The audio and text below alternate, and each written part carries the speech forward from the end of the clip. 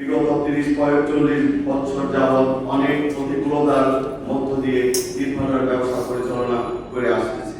দেশের রাস্তাঘাট, ঘরবাড়ি সহ সকল অবকাঠামো নির্মাণে ব্যবহৃত ইট সরবরাহ করে উন্নয়নের ধারা অব্যাহত রেখেছি।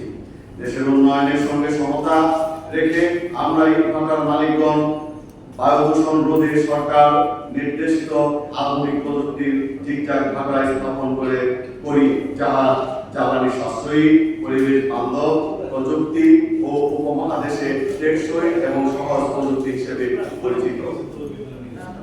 বর্তমানে প্রযুক্তিগত উন্নয়নের ফলে এখন দেশের ইটভাটা সমূহ মাত্র 5 থেকে 10% বায়ু দূষণ করছে। জৈব বস্তু পোড়ানোতে 40% এবং যানবাহনের কালো ধোঁয়া 50%।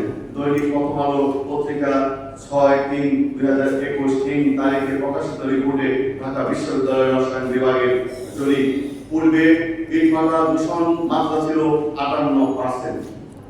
বিদ্যমান ঠিকঠাক ভাটায় আরো অধিকতর উন্নত প্রযুক্তির ব্যবহার করে পরিবেশ দূষণের কমিয়ে আনা সম্ভব হবে। এই শিল্পে প্রায় 50 লক্ষ শ্রমিক কর্মরত আছে এবং 50 লক্ষ পরিবার তথা 2 কোটি মানুষের রুটি রুজির ব্যবস্থা আমরাই করেছি। এই ভাটা বন্ধ হয়ে গেলে এই লোকগুলো বেকার হয়ে পড়বে। এছাড়াও প্রায় প্রতিটি ভাটায় বিপরীতে 1 কোটি টাকার উপরে ব্যাংক লোন, যা 8,000 কোটি টাকা এই ভাটা সমূহে বন্ধ হয়ে গেলে সমুদায় ব্যাংক লোন অনাদায়ী থেকে যাবে। এই ভাটার মালিকগণ বছরে হাজার হাজার কোটি টাকার অধিক রাজস্ব দিয়ে থাকেন। মাননীয় উপদেষ্টা সৈয়দ রেজানা হাসান অত্যন্ত আন্তরিক হলেও বর্তমান আমলাতান্ত্রিক জটিলতার কারণে ঠিকঠাক ইটভাটার সমস্যার সমাধান হচ্ছে না। আমরা আশা করছি মাননীয় প্রধান উপদেষ্টা এবং মাননীয় পরিবেশ, বন ও জলবায়ু পরিবর্তন মন্ত্রণালয়ের উপদেষ্টার মাধ্যমে ইটভাটা পরিচালনার একটি যৌক্তিক সমাধান হবে। সবার আগে গ্রাম চিমনি, পিক চিমনি ও লাকড়ি দিয়ে পুরানো ইটভাটা সম্পূর্ণ বন্ধ করা সিদ্ধান্তে মাননীয় উপদেষ্টার সাথে আমরা একমত পোষণ করেছি, কিন্তু সংশ্লিষ্ট কর্তৃপক্ষ তাহা না করে তার বিপরীতমুখী অবস্থান নিয়ে বৈধ পদ্ধতির জিগজাগ ইটভাটায় জরিমানা ও ভাঙচুর করছেন। আমরা কোনো অবস্থাতেই এই সরকারকে বিব্রতকর অবস্থায় ফেলে দিতে চাই না। কিন্তু বিগত ফ্যাসিস্ট সরকারের মদতপুষ্ট বসুন্ধরা, কনকর্ড সহ আধিপত্যবাদী প্রতিষ্ঠান সমূহ ইট শিল্পকে ধ্বংসের দিকে ঠেলে দিচ্ছে এবং বর্তমান সরকারের মুখোমুখি আমাদেরকে দাঁড় করানোর চেষ্টা করছে।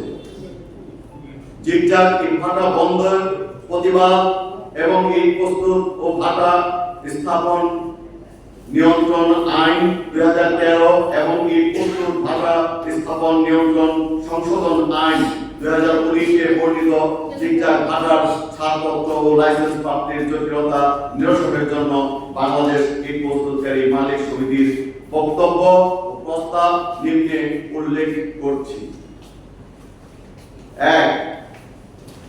প্রস্তাব 2013 সনের ইটভাটা নিয়ন্ত্রণ আইনের জিগজাগ ভাটা বৈধ পদ্ধতির উল্লেখ থাকলেও উক্ত আইনের 8/3 এবং 8/3 উপধারার গুরুত্ব নির্দিষ্টকরণের কারণে দেশের কিছু জিগজাগ ইটভাটার মালিকগণ ছাড়পত্র ও লাইসেন্স পাচ্ছে না।